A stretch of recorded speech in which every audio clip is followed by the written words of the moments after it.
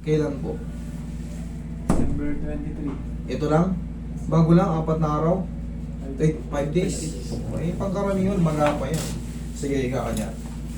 Parang minsan eh, pagka nung muna, pag gumagano ako, parang may iwan. Sir, twisted niyan, sir. Ay, nung namamaga, laki nga siya. Pero normal pa yun kasi ngayon ang araw pa lang. Higa ka, tingnan mo.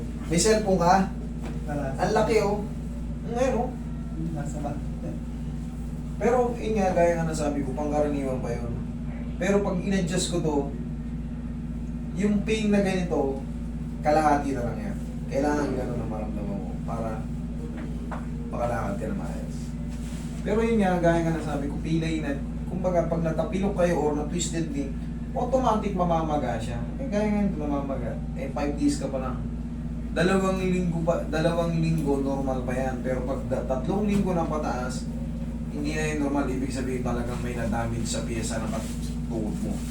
Pero ito, dahil namamaga, 4 na araw, 5 araw, wala pa ito. Normal pa lang yan. Wala pa kayo dapat ikatakot. Relax lang.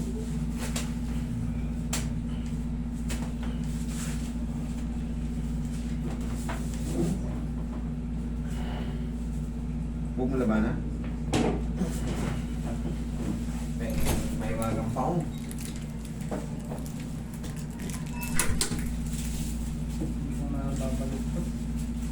Sir, ito, magang magayan. Huwag mo munang i-challenge yung ano. Pangkaraniwan yun. Hindi mo siya pwedeng i-challenge na ipit na ganyan. Ito, ang laki oh. Siyempre, maiipit mo yung swelling. Ang pinaka may tutulong ko pa lang for the meantime dito, kahit pa paano yung pain mga lahati. Ganun pong mga may tutulong. Dahil nga ganitong, bilog na bilog, ang laki ng pamamaga. Ang may tutulong ko pa lang muna rito, yun nga, mababawasan yung pain, tapos mas bearable yung mga kilos. Yung ganito kalaking paga, tingnan mo may sabaw pa. Oh, dito wala. Oh, tingnan mo to idol. Tug. May naraman ko pa parang may tubig sa loob. Pero pangkaraniwan pa nga yan, wala pa kayong dapat ikatakot kasi nga, ilang araw pa lang. Automatic, pwede pa ako. Tapos huwag nyo munang i-challenge na iipitin ng gano'n. May swelling yan sa loob, iipitin yung swelling. Ano mararamdaman nyo pag iipit yung pamamaga? Masasaktan na kayo. Ang pinaka-the best niyan, ayan, na-adjust, hihina na siya. Tapos, ang gagawin nyo, ilakad nyo na kung gusto nyo maglakad. Tiis-tiis lang muna kasi pangkaraniwan sa natutwisted di mamamaga. Huwag kayong umasa na pak! Pag ang baga, instant, pati baga, wala. Walang ganun, magic yun. Kumbaga, ano yun? God mode yun. Walang ganun, kahit saan kayo pumunta. Ang mangyayari yan is, hihina yung pananakit, luluwag yung kilos, yan. Dire-diretso na yan habang napapahinga.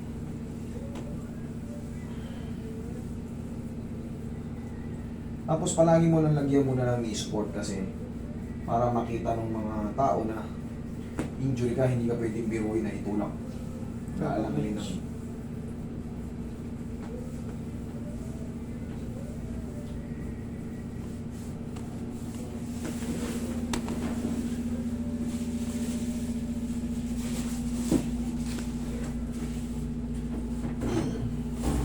Relax lang ha, idol mo na naman ha. Isa pa. Isa pa. Thank you. Kahit namamaga, hindi ako natatakot. Hilahin yan. Basta pantay ang hila. Huwag nyo lang lalabanan.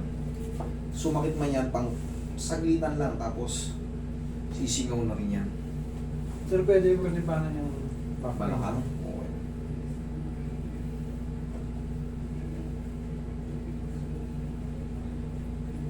Tapos madalas nyo munang i-compress. Pero pag matutulog kayo, tanggalin nyo to. Ha? Tanggalin nyo to.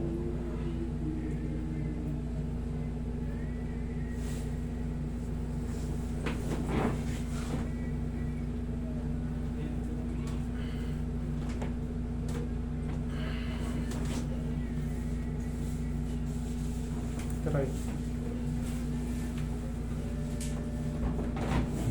Sige, ikaw patagilid tayo.